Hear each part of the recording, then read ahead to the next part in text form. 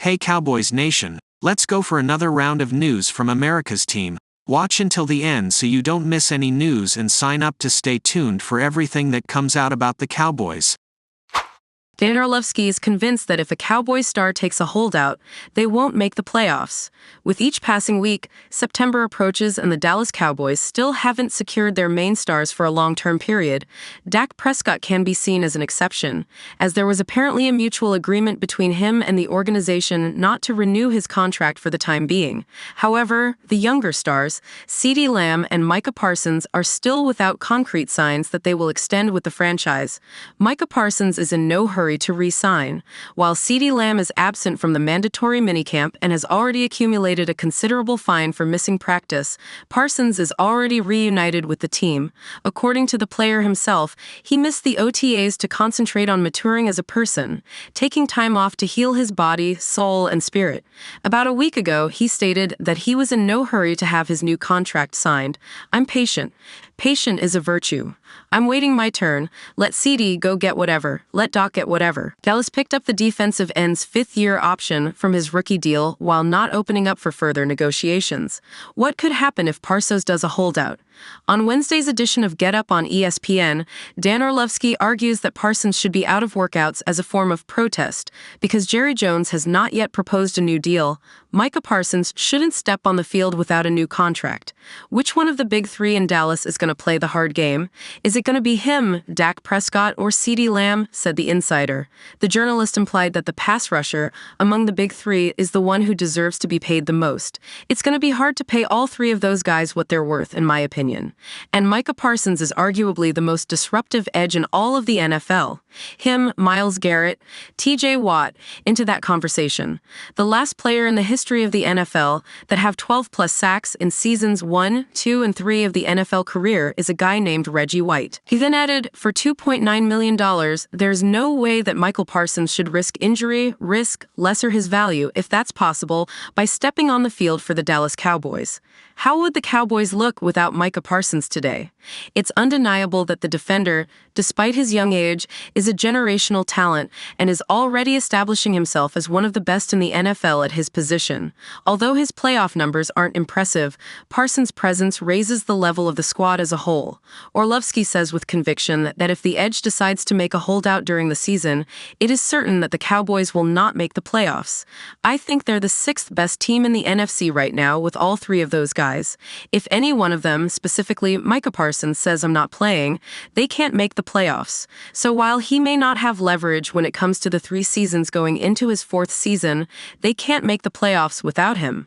Dak Prescott has been a major talking point for the Dallas Cowboys in the offseason, and his position as the long-term project looks unprecedented. The Dallas Cowboys have seemingly put their foot down with their signal caller after a devastating loss to the Green Bay Packers at home.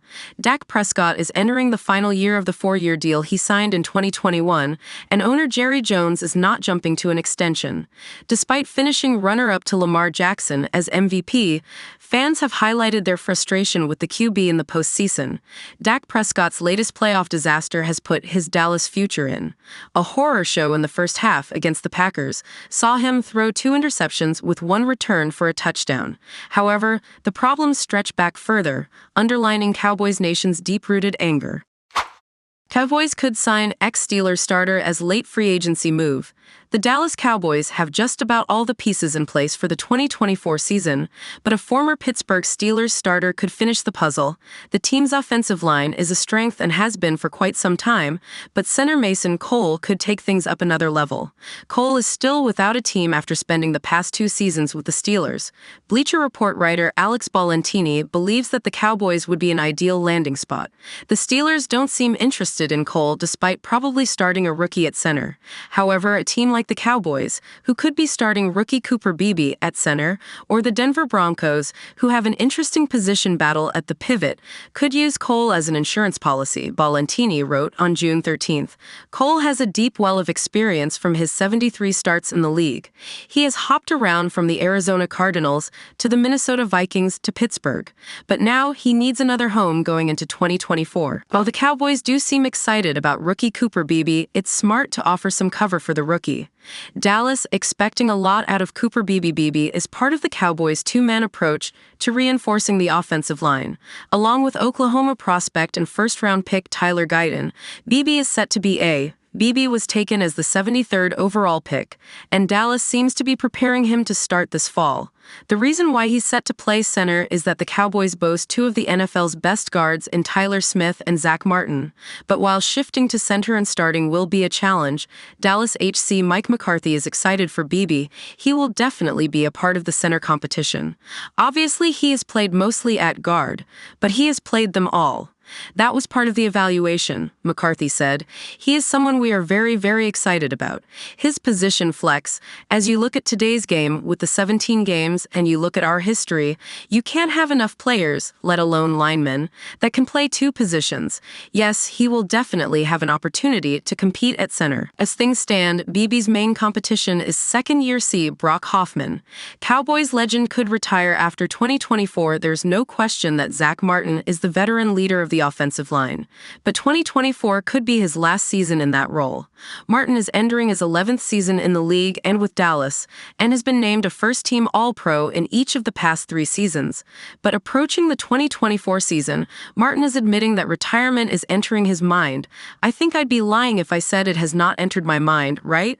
Martin said, according to ESPN's Todd Archer.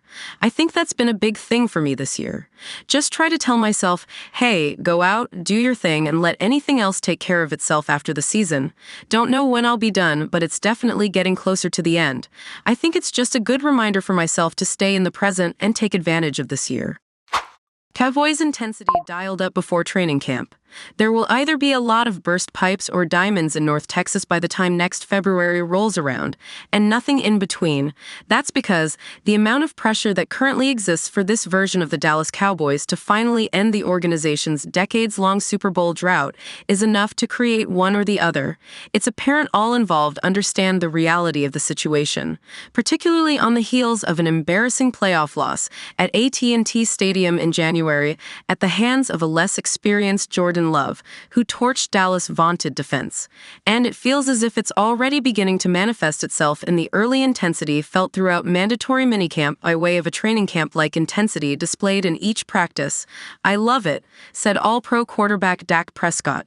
"There were several big plays made in minicamp by both the offense and the defense, and each made sure the other side suffered celebration and raucous trash talk every single time. One example being when newly added linebacker Eric Kendricks showed he can still potentially perform at an all-pro level by fully extending to create a tip drill on a pass to the middle flat by Prescott, one that was intercepted by a diving Donovan Wilson in traffic in the back of the end zone on 7-on-7 drills.